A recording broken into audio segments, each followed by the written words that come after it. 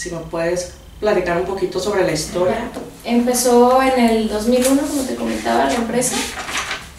Pues fue fundada por el ingeniero Treviño en un inicio como un negocio que se dedicaba más a la construcción como tal, pero con el enfoque sostenible. Entonces, pues hablaban de incluso ladrillos de adobe hechos pues con materiales naturales, hacíamos como asesorías bioclimáticas, es decir, buscar cómo reducir la ganancia de calor de los edificios, el fomentar un diseño sustentable del edificio. Pero posteriormente pues fuimos encontrando el nicho de negocio que es el más fuerte actualmente en bioconstrucción, que es la certificación LEED. Entonces, lo que nosotros hacemos pues fundamentalmente es la certificación, o sea, es decir, asesoramos empresas a que logren obtener la certificación LEED. Y Elizabeth, ¿tú cuál es tu puesto aquí? Coordinación de responsabilidad social y capital humano. ¿Y de qué trata la asesoría que dan ustedes? No sé si me puedes hablar un poco de eso. Bueno, para empezar, LEED es una certificación nacida en Estados Unidos por el US Green Building Council. Lo que esta certificación busca es el reducir el consumo de energía eléctrica, de agua, de materiales vírgenes, el promover la separación de basura, la reutilización de materiales, por ejemplo. También el generar la menos contaminación posible desde el sitio, es decir, de retener residuos de agua, por ejemplo, cuando hay lluvia, aprovechar la captación pluvial. Y todas estas estrategias pues generan niveles de certificación, que es desde el certificado hasta el platino. Lo que hacemos nosotros pues fundamentalmente es el instruir a organizaciones que quieren conocer un poco más de esto, en cuáles son los pasos que ellos tienen que emprender durante su etapa de prediseño, diseño y de construcción, e incluso de las operaciones y mantenimiento de los edificios. ¿Y cuáles son algunos de los lineamientos de las empresas para poder certificarse? Los lineamientos, pues no sé si por ahí va tu pregunta, pero es básicamente el medir los consumos de energía eléctrica, reducirlos, el medir los consumos de agua, también reducirlos, el tener políticas de compras verdes o compras sostenibles en el sitio, el fomentar... ¿Qué significa compras verdes? Compras verdes, pues hablamos de materiales con contenido de reciclado postconsumo o de residuo industrial, por ejemplo, o bien que sean lo más locales posibles también. Eso es otro de los puntos que se evalúan dentro de la certificación. ¿Y qué impacto han tenido, consideras que han tenido en el entorno? Pues yo diría bastante alto, dado que pues no solamente nosotros mismos tenemos estas prácticas en nuestro edificio, que es donde estamos ahora, sino además que en nuestros proyectos, que somos actualmente la consultoría LEED con más proyectos sustentables, certificados ya tenemos un número de 27 de proyectos, más pues todo un portafolio de proyectos que están en proceso. ¿Todos los proyectos son aquí en México? También en Estados Unidos.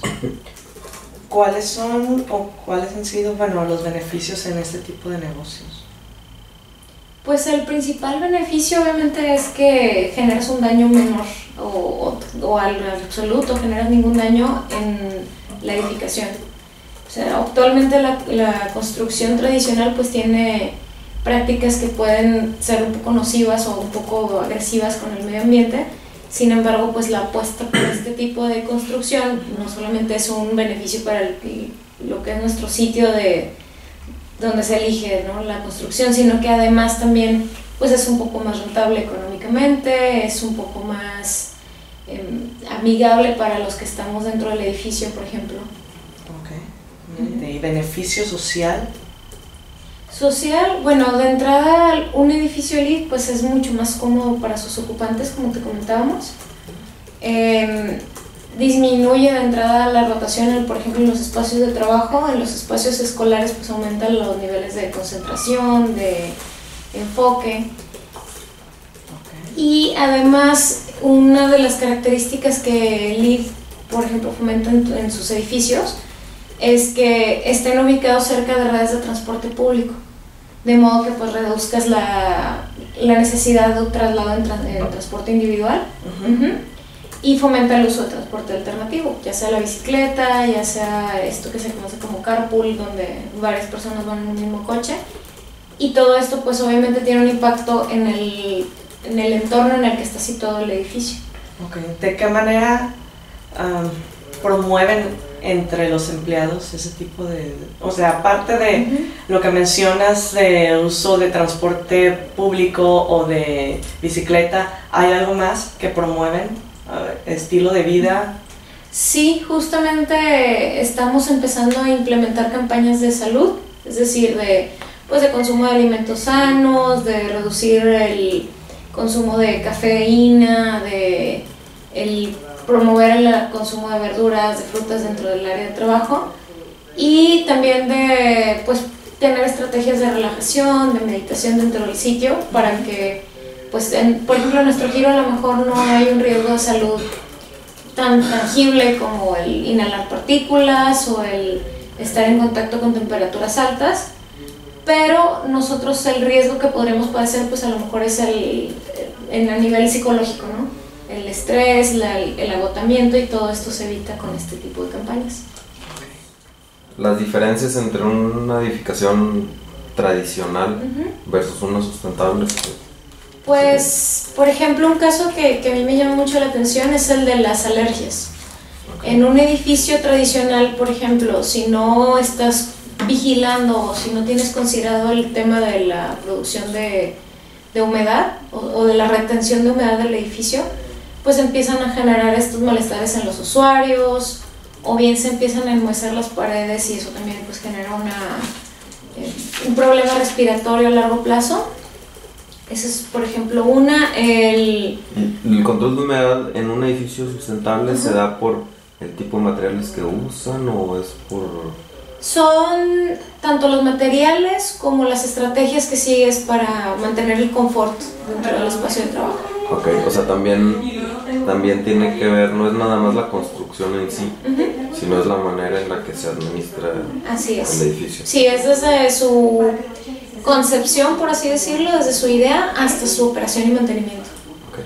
Entonces, la construcción sustentable en sí lo que hace es pensar el edificio en todo su ciclo, desde que nace hasta que muere, y pensar en los 30 o 40 años que va a estar en pie. Entonces también desde ahorita ya se tienen los planes, digamos, para cuando el edificio va a dejar... Así es. Y entre los proyectos principales que podemos darnos el gusto de mencionar, pues es la Torre HCBC como el primer proyecto en Latinoamérica y en México de construcción sostenible. Está la planta manufacturera de Tenaris Tamsa. Muy bien, pues muchas gracias. De nada.